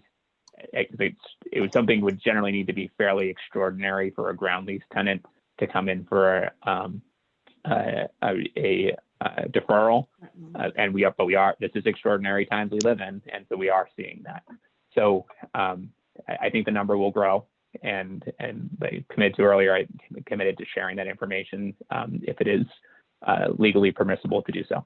Yeah, and then and I know we talked earlier about the outreach process in terms of how the information was disseminated to your leasees, if you will. Mm-hmm. Was it an intense effort? Because I'm just curious about some of the smaller businesses that don't have the structure like Verizon. I'm just wondering, effort that was made to help these smaller hyperlocal businesses take advantage of this. Thank you, Counselor, and thank you for asking the question that way. I think that makes it a little bit easier to answer. We have a staff of 3 that are on the BPDA that are dedicated entirely to leasing, and 2 of those staff members are dedicated to the small businesses and direct commercial tenants. They have intimate relationships with every single one of them, and so they are talking to them. They sent them the application. They're asking how things are going on, how are things going. They're calling them on a regular basis, anyways, even when they're not. COVID-19 isn't happening. So I feel very confident that for those tenants, we have that connection. And that's those, if you're asking about the small businesses, I feel very confident the small businesses that are tenants of BPDA property, or at least direct commercial tenants, are getting that information.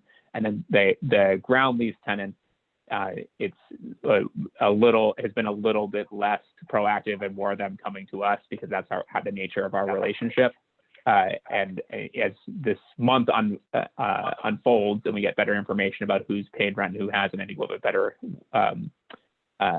mechanism for reaching out to them if they become late in their payments, then we'll have a more direct conversation. But there isn't for a tenant like Verizon or a tenant like a large multinational corporation, it doesn't generally make sense for us to send them something in advance because that's just not generally how the relationship works. But we're all ears for suggestions, that's for sure. And so this will be the last question because I know that the chair is keeping us on track here. But I'm just curious, what would you say? And this was probably because I haven't asked much, a lot of questions to the other folks. It's all been you. But this is something that any one of you all can answer. I'm curious about what have you learned from the lens of equity as it deals to what we can do moving forward post COVID-19 to help to help really small businesses thrive in the city of Boston. I mean, because I've seen, the response and all the work that we're doing really signals to me that post COVID-19, we're building some sort of infrastructure where we're laying down the foundation for really supporting smaller mom and pop shops, I guess, if you will, based on what we're able to do given these times. Just curious about what the appetite looks like beyond COVID-19 to continue to build this as a long-term strategy, if you will. What have you learned? I can certainly start, and I certainly invite Donald to jump in. I think during COVID-19, it's early days for COVID-19. I think it's going to be with us for long term with our tenants, and the implications are going to be far reaching. I think as it pertains to equity with our tenants, I think that we're helping flex our muscle around understanding what our revenue looks like and how we can give more to those who need it the most. And that requires us to hold a little bit more firm over here. And I think it will help us build the one-on-one relationships. Like I mentioned, our leasing agents have pretty good relationships with our small businesses. But I think as we get to know them even more intimately well through this crisis, we will understand what their needs are and what we can do to support them going forward. And I certainly invite your help with how to do that better. But I want to give Donald a chance to react as well. And I would say what we've learned is we need to continue the manner in which we engage and work with our contractors. Our outreach, really starts boots on the ground for us. So we have to establish a rapport that will allow that small entity to feel comfortable enough to believe that they can be awarded a contract with the city. And so once we get them through a bid process of responding to something like that, there's a level of trust. And as I said earlier, our contractors reach out to us on almost any and everything. But again, this is the small contractor side. The developer side is a little different, to Dev's point earlier. But I think that we're learning as we go, somewhat week to week. But we're also finding out a little bit more relative to demands. I'm looking forward to my call next week. My contractors, and I put it to my senior property managers, I just want to check in because we have that relationship. I'm not just interested in how their business is doing, but really how they are doing and how this is going to impact us moving forward. Will we lose these small guys, the guys that we count on to cut our lots and to do our snow removal?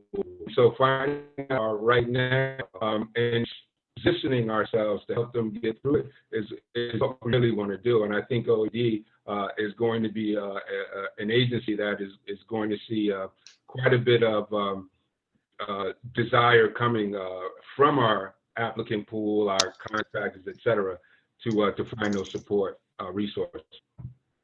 Thank you. Thank you. Thank you, Chair, for allowing me to ask so many questions. Thank you, Councilor Mejia. Councilor Flaherty. Thank you, Madam Chair. Sabi George. I see we have been joined by Councilor Braden. Councilor Flaherty, as I've twice called out Councilor Braden, would it be okay if she was able to ask any questions right now? Sure, I will yield my time. Thank you very much. Councilor Braden, I see you. You're on mute. Oh, Councilor Braden. Okay, and we just need to unmute. Yep. Okay. Oh dear, Thank you, thank you. Councillor Flaherty. Thank you for your patience. I'm sorry I was late joining and then I had technical difficulties. I could hear everything, but I couldn't ask questions. So that was I'm learning a lot about by listening in. The one question I had was I'd like to understand more about the real estate portfolio of the BPDA. You say you have 142 tenants. Is that something that we can access online and check out what sort of businesses are your tenants and have a better understanding of that side of your organization? We online we have a 2019 real estate report that speaks to many of our tenants and is sort of a comprehensive picture of what we accomplished last year. So that might be a helpful resource. We do not publish a rent roll that says who every tenant is, but happy to share information with you if that's something you'd like to gain. Yeah, just to have a better understanding of the sort of businesses that that are your tenants. Apart from that, you're talking about snow removal businesses. Those folks had a rough winter. We didn't have any snow, so I'm sure they're in a tight spot. But I appreciate your efforts to try and support them at this difficult time. And apart from that, I have no other questions at this time. Thank you. Thank you, Councillor Braden. Councillor Flaherty, and then Councillor Sabi George. Thank you, Madam Chair, and good afternoon, everyone again.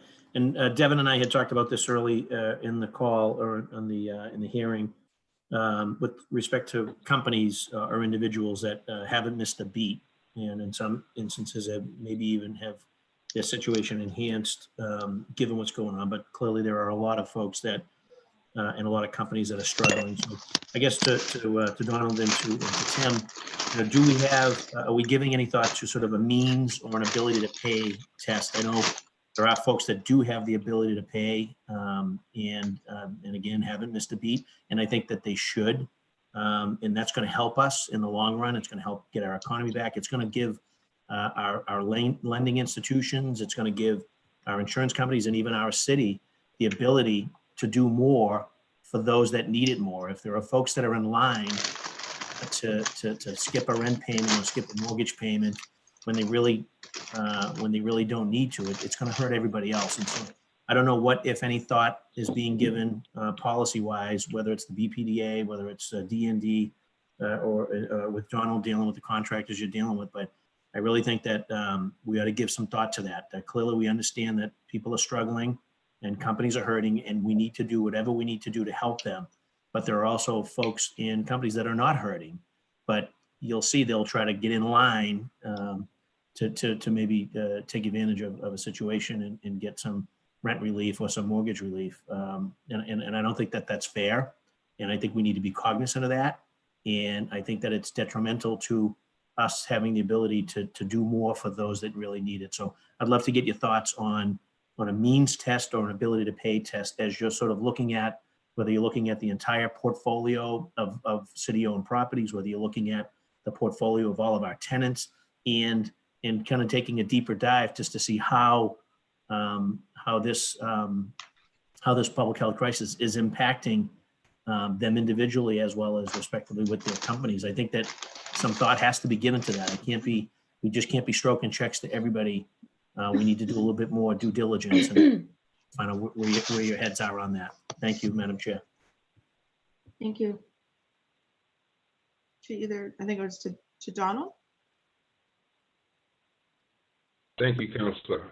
I think for us, again, going back to, small number of folks, we want to provide them with, whatever level of relief that we can. And I mentioned this earlier, is that there's a liability at stake here for us when it comes to the use of our, vacant land parcels. And so, we can defer, monthly fees, but we can't move away from the fact that there has to be some liability insurance in place. And I don't know how we can adjust that for the use of our land. So what we will do is again, I have a call next week with some of our contractors, is really getting back to where they're at and identifying some of the needs and hearing it directly from them. and just kind of put it out there and figure out a way in which we can continue a level of support. Again, I mentioned this earlier, is that the small number of licenses, you look at a driver for us, it is very, very continue to support in any manner in which we can. And Councilor Flaherty, I just, from the BPDA perspective, could not agree with you more. That is exactly the premise of our rent application program, or the application we sent out, because we do want it to be means tested. And I think we're inclined to say no to multinational corporations that are well funded, so that we can say yes to the mom and pop little small businesses that are a core part of Boston's economy. Thank you. Councillor, I'm assuming you're all set, Councillor Flaherty. I was going to move on to Councillor Sabi George. Yes, I'm also. Thank you. Councillor Sabi George, just checking in. She may have had to get on another call, another meeting. Okay. Councillor Janey, then Councillor Arroyo. Thank you so much, Madam Chair. I just wanted to follow up on the same line of questioning, because it's a repeated theme that there are those who are going to sneak in and get in. Isn't the rental relief currently, now and always, been geared toward those who need it? It's a needs-based, isn't it? And I heard, I'm not sure, Deb, I'm not sure what that echo is. Madam Chair, do you know what the echo is? Or Carrie or Candace? It might be that too many people have too many devices on. So I might have maybe Donald and Devin go on mute while you're asking your question. Okay, thank you. So I heard you, I think it was you, Devin, that you said we're inclined to lean toward small business and not the big corporations. So what is the policy? Is it an inclination or is it a requirement? Because my understanding is that rental relief currently and in the COVID, so pre-COVID and now in the COVID, is based on need. But I keep hearing, these fears about people sneaking in, and I don't want us to get caught up in kind of the welfare queen mentality around who's trying to jump the line. If our program is needs-based, I want it to be clearly stated that it's needs-based. Mm-hmm. So we can put that to rest, and that we are watching carefully so that someone doesn't jump in this line who shouldn't be there. Is that kind of scrutiny happening? Because I know this keeps getting raised, and I want to make sure my commitment, and I believe that's the commitment of my colleagues and the administration, is that the support is getting to the people that need it most. Is that my understanding? 100%, Councillor. That is without. I could not agree with you more. I 100% agree with you. Could use your help sharing this message as loudly as possible. It is that the program we stood up is needs-based. Because I wanted to be clear that we are trying to help. In the past, when we've offered some sort of relief in terms of a rental subsidy for commercial, and now during COVID, the purpose is around need to really support the small local, women-owned, people of color owned, but that small entity, not the corporations. I would be interested, just to follow up my other line of questioning, a breakdown of the tenants in terms of what percentage is that big, large corporation versus the smaller businesses that I think we are all committed to helping. Mm-hmm. I don't have that for you right now, and happy to share it. I think we should come up with some definitions around how we want to break it down, because there's lots of different ways to break it down by industry, by size, et cetera. But yes.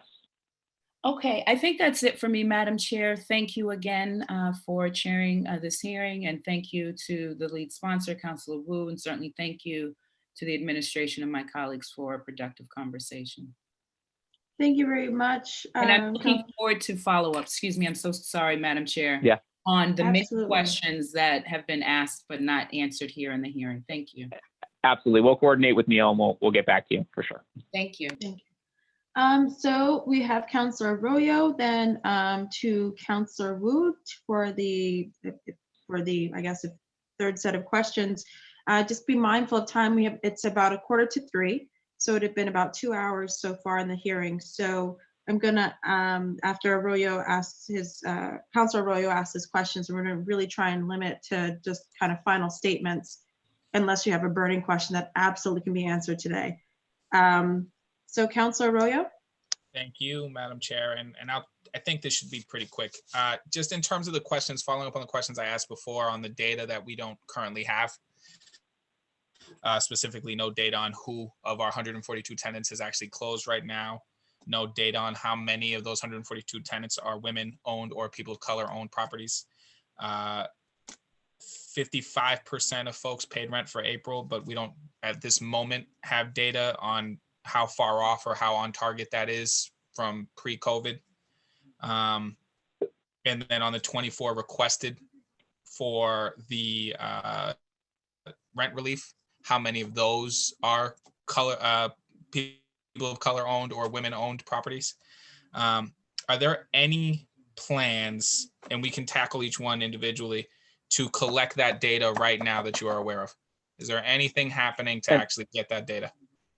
I think all that data is accessible, and we'll certainly follow up with this call, with the exception of the open close question, because I think that's a very nuanced question for each business. So I think because what does open or closed mean really is in the eye of the business, right? So many businesses maybe, many of the tenants are commercial offices. Their business may be open, but their office is closed, right? So I think we have relationships with all those tenants. I could give you a sort of a story of each tenant if you wanted to know, but I think it's a hard question to answer with a metric. The other ones are very metric. I guess for me, that could be answered. So I guess for me, the metric would be just absolutely entirely closed. There's no remote anything because they're, say, a food spot that's not doing takeout and they're closed or something like that. I think that would be the only metric that I would Got it. So sorry, didn't mean to interrupt you, Counselor. Go ahead. No, so I just to make this briefer, just one, so I appreciate you saying that you think the other ones are accessible and able to be done. Do you know when we could get the data on how many of those 142 are women or people of color owned, or how many of those folks who requested those forms are women or people of color owned, just to see what the impact is, whether it's being disparate. I think I have to go check with our finance team and just make sure, and our lease administration team is just, okay, can we pull that with a drop of the hat? Is it more anecdotal? But I don't anticipate it taking very long, particularly for the 24. I mean, I could just run through the list and tell you, but I want to assemble it for you. No, I appreciate that. And so just for my own office, for my own understanding, when could we get that data, do you think? Within a week or so, I suspect. I don't know. Certainly we can get back to you with a week on how long it would take. Thank you. I do deeply appreciate that. Thank you so much. That's really, and thank you for taking the time to be here today and answer these questions. And I do appreciate it. Thank you. Thank you. So Councilor Wu, are you all set? I'm all set. Thank you. Councilor, I'm all set in terms of, I had questions and I think we'll just get follow-up from you as well. Councilor Bach, do you have any quick questions? Yes, sorry. I know I ceded my time last time, but I just had one quick question or really comment for you, Devin, which is just, I know that, and it was some of my colleagues' comments about some of the larger leaseholders that we have, made me think of it, which is just to say, I know that in the history of the BPDA, we have some ground leases that we negotiated decades ago that might not be the most advantageous to the public. And I just want to stress that it seems to me that although I'm all about making allowances for our small businesses and our local folks, et cetera, I would certainly think that if in this process we found ourselves with ground lessees who needed accommodations, who were the holders of particularly disadvantageous to the public ground leases, that I would hope that we would use that opportunity to renegotiate those ground leases and not just offer them accommodations. Yeah, I appreciate the spirit of all the questions from the council, because again, I could not agree with you more on that one either. To the extent that we have some ground leases that we think are not the best deals in today's world, and that we could create more public value from them, and this crisis presents the opportunity to negotiate them in the public's favor. We will absolutely use that opportunity. I can commit to that. Great. I'm glad to hear that, just because I think unfortunately I'm quite worried about sort of at the, on the other side of this thing, a lot of kind of vulture capitalist tendencies to swoop in and consolidate on all kinds of fronts right now, just because so many people are under so much duress. And I really think that we need, as the public stewards, to be savvy on that front right now. Absolutely. Thank you. Thank you. Counselor, I think Counselor Flynn is moved on to another meeting. Again, we're going through briefly for either final statements or just very quick questions. It's 10 to 3. So Counselor Mejia, did you have anything? Oh, no, I just want to say thank you for hosting this. And I am looking forward to getting some feedback around some of the data that we've asked here in this hearing. And I'm really wanting to be a thought partner and really making sure that those who need the information are getting it in ways that make sense and that it's accessible to people, not just translated, but that people understand that this is available to them. So really pushing that. And, we're here to help and push, but just know that we are here to serve our constituents, and they, are looking to us for this leadership. And so know that these questions are coming from a place of accountability, but really also in partnership in terms of what we can do to better serve our people. Right. Thank you, Counselor. I very much agree with that. Thank you. Counselor, I think Asabi George has moved to a different meeting. Counselor Janey, any final questions or remarks? Thank you, Madam Chair. Yes.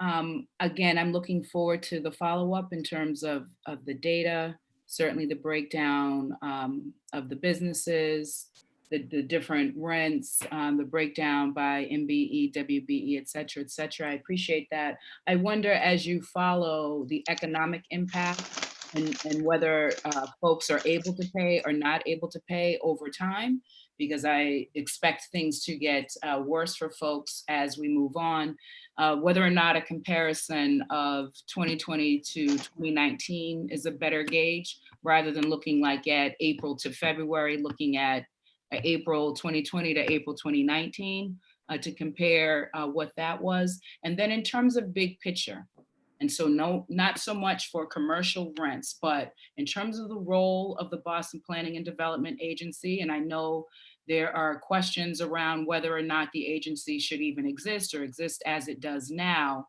As I understand the mission, and I have it up here, it is by guiding physical, social, and economic change in Boston's neighborhoods, the BPDA seeks to shape a more prosperous, resilient, and vibrant city for all. For me, the question, and I agree with that statement, but for me, the question is, I would like to see the staff and the board of the BPDA asking themselves every single day and on every single project, how is this going to close the wealth gap in Boston? And so we're never going to get to this resiliency and this vibrancy and this prosperity for all if we are not intentional about that wealth gap. And there's a role for everyone to play. And I would encourage, I think we're never going to live out that mission statement if we're not intentional with that question as part of our thinking on an everyday basis. And that takes a big culture change around where the board is and where Director Golden is and everyone. But if we care about that, if we believe in that mission, then we've got to be a lot more intentional and focused about how we do that, which I think is the spirit of a lot of the questions that you hear from me and my colleagues asking for data around the MBEs and WBEs, et cetera. So again, I appreciate all the work that you guys are doing. I thank you, Madam Chair, for a great hearing, and the lead sponsor for bringing this conversation forward. Thank you. Thank you. Counselor Flaherty. Thank you, Madam Chair. I want to thank the lead sponsor for a very timely hearing, and obviously you for hosting it, as well as Donald, Timmy, and Devin for joining, as well as my colleagues. And just look forward to working together on this. And as we talked earlier, and particularly when Devin and I talked in the beginning of the hearing with respect to those ground leases, those are sort of unique and special types of leases, and as it pertains to subtenants, and making sure we're doing the deep dive and we're getting to identifying who those subtenants are and whether or not they have any immediate needs, and that we're able to they're able to access us and we're able to identify them and their needs so that we're getting these resources to them, particularly if they need them. So I appreciate that. Look forward to working with you, and keep in mind that, again, this hasn't impacted everyone the same way. But that said, we need to make sure that whatever resources are available, they're getting to people that need them the most. So I appreciate that. And thank you, Madam Chair. Thank you. Councillor Arroyo, Councillor Braden, final remarks. Councillor Arroyo? If not, we'll just go on to Councillor Braden. Final remarks are very quick, very quick question. Oh, I don't have any questions. I really thank you for this informative hearing. It's a very important issue. I look forward to getting more information on the real estate portfolio and just to get a better understanding of what that entails and who's in and just the expanse of the extent of the real estate portfolio and get a better understanding. But thank you so much for this this hearing, and I look forward to working with you and our colleagues to ensure that as many people as possible can weather this storm as best they can. Thank you. Thank you. Councillor Wu is the lead sponsor for this. I didn't know if you had any final remarks. I just want to thank you, Madam Chair, for accelerating this. I know we did this really shortly as it felt like a very urgent issue, and I'm very grateful to our administration colleagues for sharing all that you're doing. And I understand how much we're kind of building the plane as we're flying it, and look to, as stated before, be a partner in those efforts. And thank you, of course, to all my colleagues. I know everyone's taking on different strands of this, and it's wonderful to see so many people engaged and plugging this all back into our community outreach as well. Thank you, everyone. Thank you. With that, I am going to close today's hearing 2 minutes before 3. Okay, not so bad. I should be pretty efficient. We do have a lot of follow-up, and I do trust that we will be able to work with the BPDA and the DND to get the answer to those questions. We'll probably follow up with an email with those questions. Thank you so much for being here today. And with that, I'm going to close out the hearing. I don't have a gavel. I'm not as cool as Councillor Bach, so I use my water bottle, and we're done. All right. Thank you. Thank you all. Thank you. How do I leave this meeting?